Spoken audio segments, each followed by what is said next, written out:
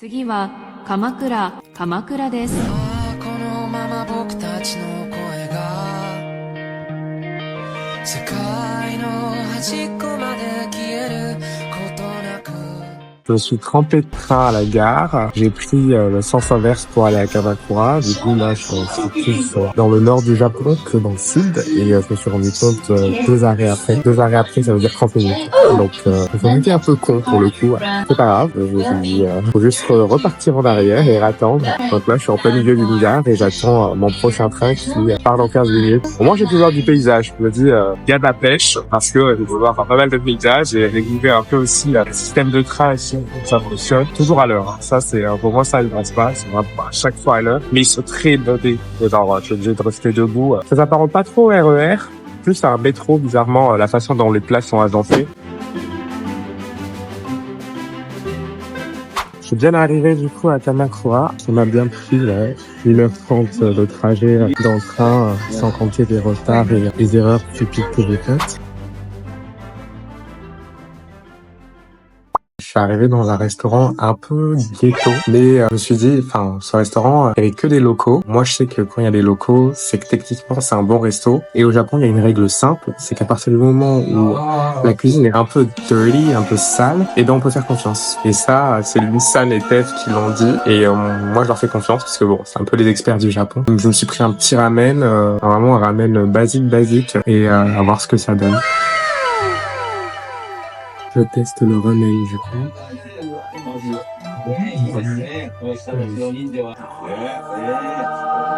Le jus là, mais c'est un infini sur 10. Enfin, c'est incroyablement bon. Je vous jure, là je suis aux anges. Je n'ai jamais aussi bien mangé de ma vie. Et j'ai juste bu le jus là. Genre vraiment juste bu le jus. J'ai testé ça.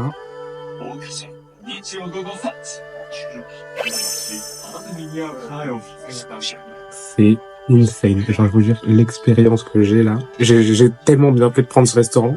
Oh, et je vous jure, il y avait pas tant de monde que ça, hein. Genre vraiment, une dizaine, mais c'était vraiment que des locaux. Et genre là, je pense que j'ai fait le meilleur choix de ma vie. C'est tellement bon. Ce ramen, il m'a emmené dans un autre monde. Il est trop bon. Genre, je me sens comme un nouvel habitant sur Terre qui a découvert un plat vraiment inimaginable. Et genre, j'en ai mangé déjà plein de ramen en France. Genre là, ce ramen-là qui m'a coûté même pas 7 €, il est immense déjà et il dépasse tous les ramen que j'ai pu avoir en France. Putain, je suis vraiment pas déçu de l'expérience. Si je devais noter ce ramen, honnêtement, je vous dis, là pour moi, c'est un 1000 sur 10. Je sais pas, c'est vraiment trop bon. Et je me suis dit vraiment, Ellie, fais-toi confiance, prends le ramen où les locaux vont. J'ai tellement bien fait. Genre là, je regrette pas parce que j'ai vu, il y avait des queues pour les ramen, mais je me disais, c'est trop connu ou trop d'étrangers, et du coup, je fais pas confiance. Et là, je vois que les locaux, du coup, je me dis qu'il a dit. Là, du coup, je suis allé dans un petit café et j'ai pris un roll cake. Je vais vous dire si c'est bon ou pas. J'ai jamais testé encore. C'est à la fois hyper doux et hyper réconfortant. Et c'est léger, c'est très fluffy. Donc ça, pour moi, un gros 10 sur 10. 10 sur 10 et je valide très fort.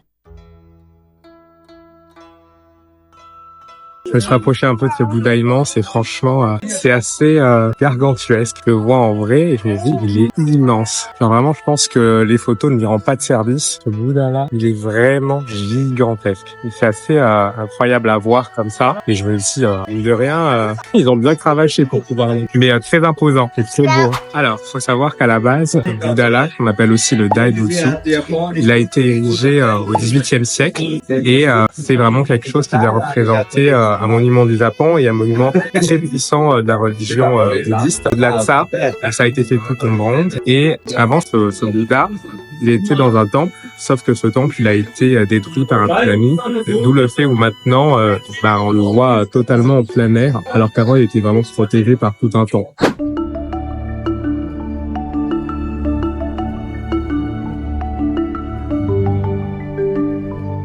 Les statues qu'on vient de voir, c'est des statues qui permettent aux familles de supporter notamment la perte d'un membre, notamment pour un enfant, puisqu'en fait, dans le bouddhisme, on croit beaucoup à cette idée de réincarnation. Et de ce que j'ai entendu dire un guide, il y a beaucoup de familles qui viennent acheter les petites statuettes et les placer à l'endroit où j'ai filmé, parce que c'est un moyen pour eux de se dire que l'esprit de la personne décédée puisse revenir en eux et être en tout cas proche de la famille et bien se réincarner. C'est un moyen pour eux vraiment très important de garder ça en tête. d'où la présence de multiples statuettes de cette forme.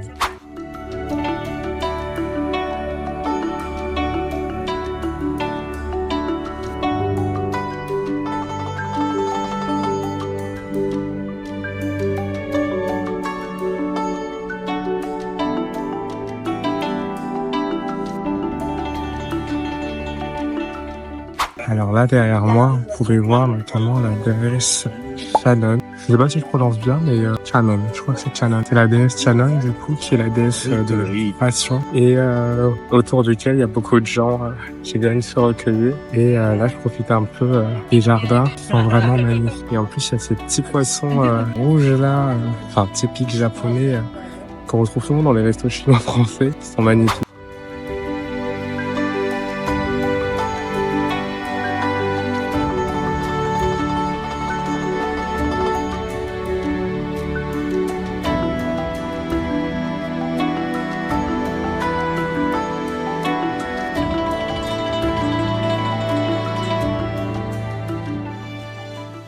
Là, je me dirige pour avoir une vue de l'océan, mais d'un point de vue encore plus haut que celle où j'étais de base tout à l'heure. C'est commenté au Japon, hein, sachez-le. J'ai l'impression que à tout temple, il y a toujours des escaliers qu'il faut monter. J'ai l'impression que c'est une sorte d'épreuve pour montrer sa foi et sa véritable volonté de monter et de voir les choses.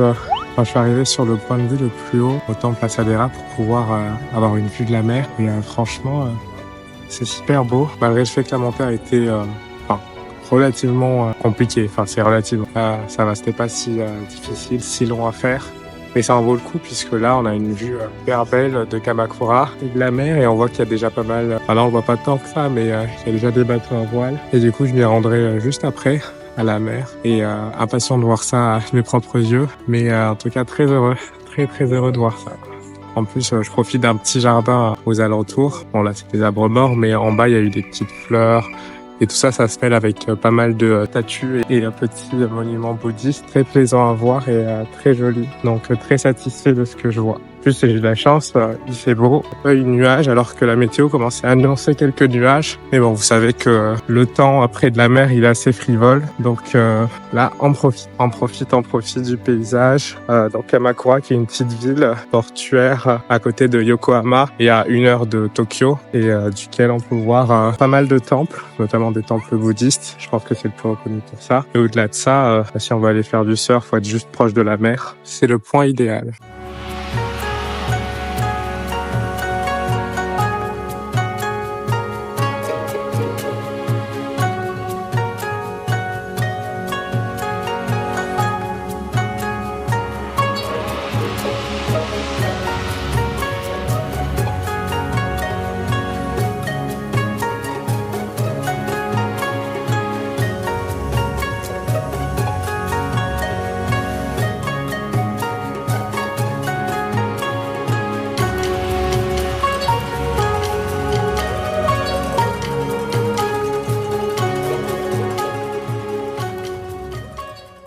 Alors là, du coup, je suis arrivé à la Kamakura Kokomae et c'est un endroit assez spécial et très connu de par la vue que ça offre sur la mer. Enfin, on a une vue assez spécifique d'un très loin. Enfin, on voit rien en fait.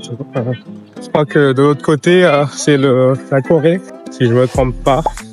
Ou peut-être l'Australie, qu'importe. Et de cette vue, on a le fameux crossing d'un animé très célèbre dont je vais taire le nom et je vais vous laisser deviner. Et enfin, vous le laissez dans le commentaire si vous trouvez. Petit indice, ça commence par un S, ça finit par un K et il y a 2 mots. Je pense que vous reconnaîtrez aux vidéos normalement et si vous êtes assez fan d'animé.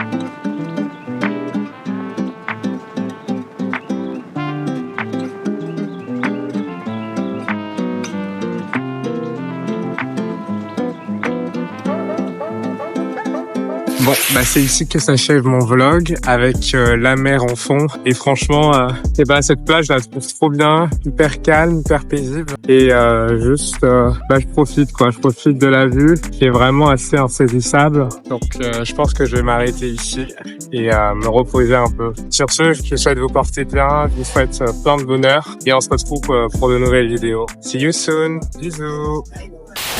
N'oublie pas de t'abonner et laisser un pouce bleu si t'as aimé la vidéo et lâche-moi les meilleurs commentaires que t'aies. Tu connais, ça fait toujours plaisir.